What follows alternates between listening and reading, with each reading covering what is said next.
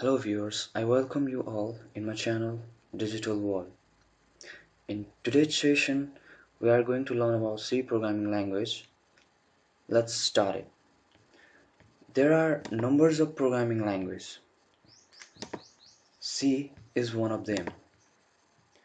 So C is a procedural programming language, and the C program is a sequence of characters that will be converted by the C compiler into machine code. So before going through the C programs, you need to have knowledge about some terminologies related to C programming. So at first, character set of C. So what does character set of C means? Character set means a package of valid characters recognized by compiler. Those characters which are recognized by the compiler. And some of the character sets that are used in the C programs are like uppercase alphabets from A to Z, lowercase alphabets from small a to small z, digits from 0 to 9, and special symbols like plus, minus, comma, brackets, into, ampersand, etc. And the white spaces. White spaces like blank spaces, new lines, vertical tab, horizontal tab, etc. These are the character sets used in C programming language. So you cannot write C program without this set of characters. And another topic is the keywords. So what does really keyword means is keywords are the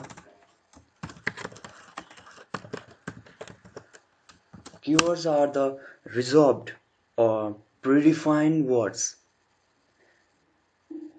Actually, keywords are the predefined reserved built-in words whose meaning is already defined to the compiler. Reserved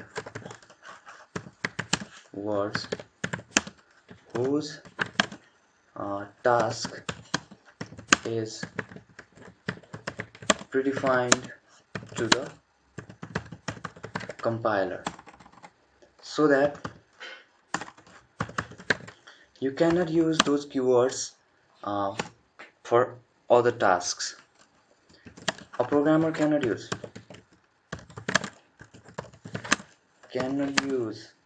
the keywords for any other tasks. Some of the reserved words are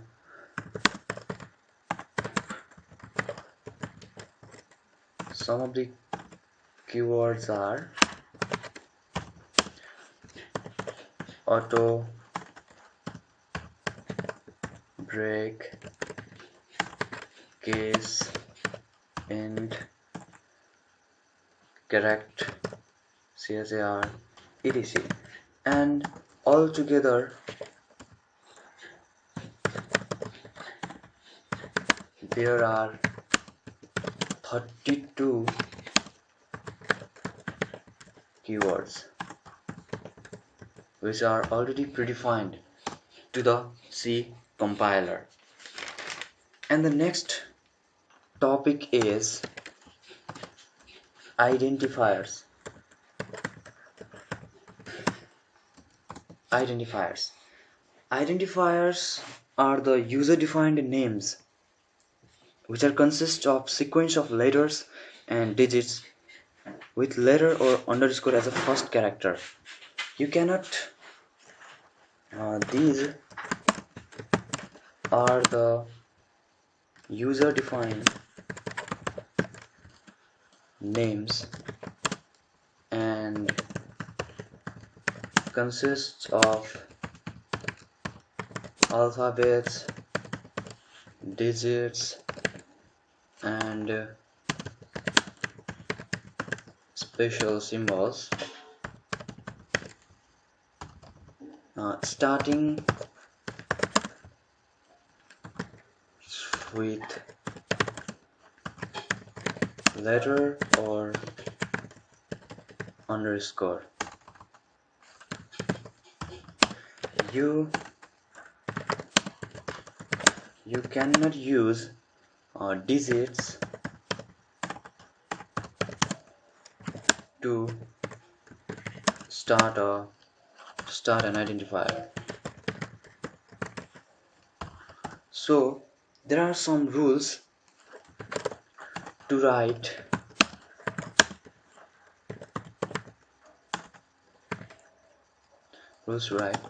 and they are: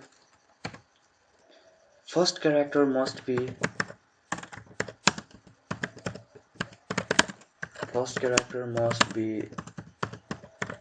alphabets or underscore, and second one is must consist of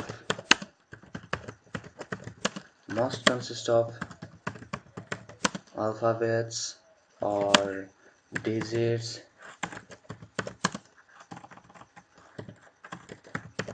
or underscore. You cannot use other than these. Another one is you cannot use keywords. And another is special symbol is used, but only underscore. And this is about the identifiers. And coming to the next topic, it is about constants. Constants are those whose value cannot be changed during the execution of the program at any time. Constants remain constant. Its value cannot be changed. And the next one is about the variables. Variable is a data name that may be used to store a data value. Data name that may be used to store a data value.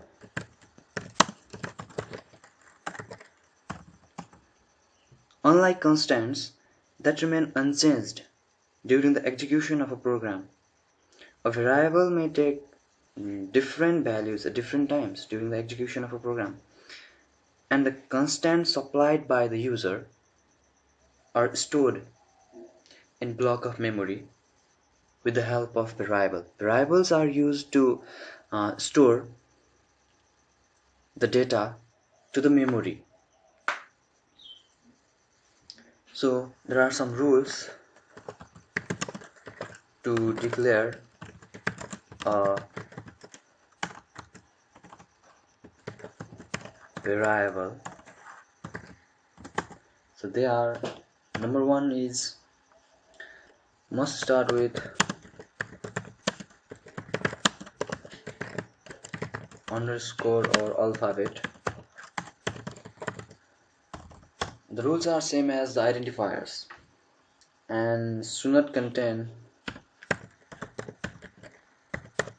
should not contain blank spaces. And another one is should not be keyword. Should not be keyword because keyword are those words which are predefined. And most of all, variables should be declared before using it. You cannot use any variable without declaring them. So at first you need to declare them. So syntax of declaring variable is data type. What is data type? You will know after some time. Data type and variable name. Variable names, comma, variable names. There may be numbers of variables, so you can declare with separate them with the commas. The commas are said to be delimiters. And our next topic is data type.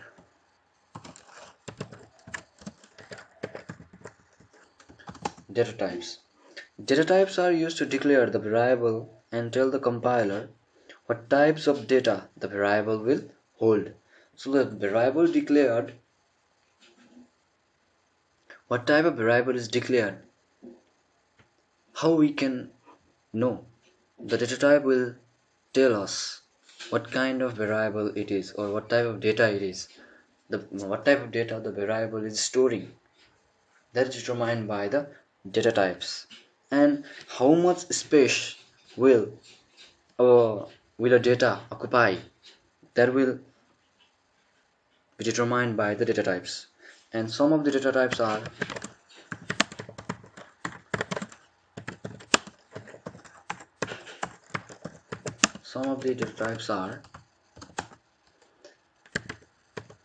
character and integer and float and void. So the character type of data takes 1 byte of memory. Integer takes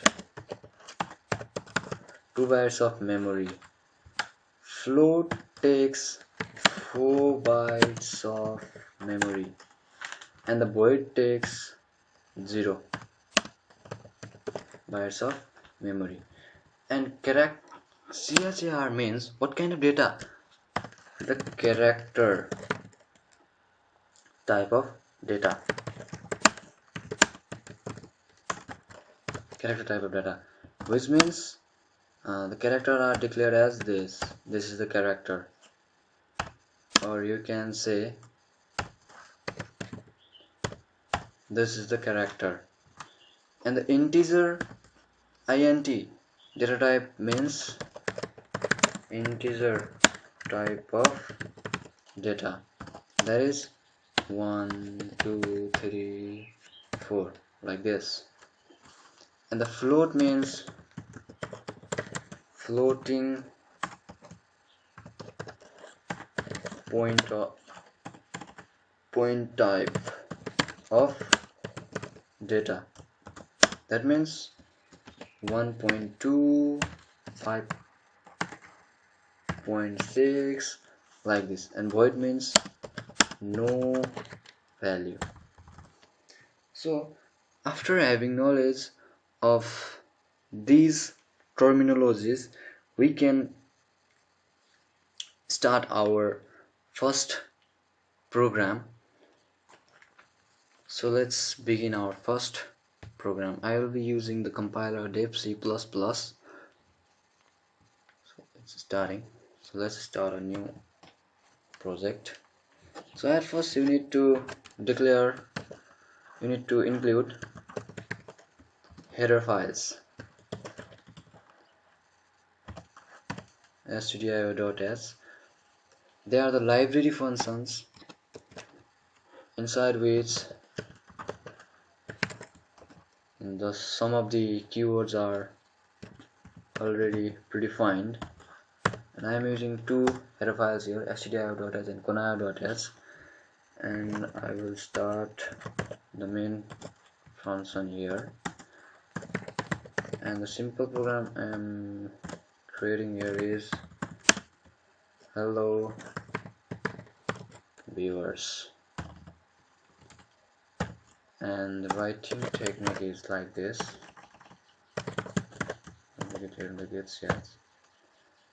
So that's it, let's save it. I will say it D1 and extension is C. Save it. So here we included two header files, stdio.h and conio.h. Under the header file stdio.h, there are some of the keywords like printf, scanf, puts, gets, putchr, getchr, and under the header file conio.h we have the keywords like getch, getche. So if you have not included these header files, you cannot use here printf or getch. So before using these keywords, you need to declare the header files, and there are so many header files. So according to your necessity, you need to use those header files, and let's test it. It's compiling and the program is correct, so let's run it. Output must be hello viewers, right? Wait a bit. Yeah, hello viewers. That's simple. So like this you can program in the C programming language. So that's it for today's session. Thank you for watching.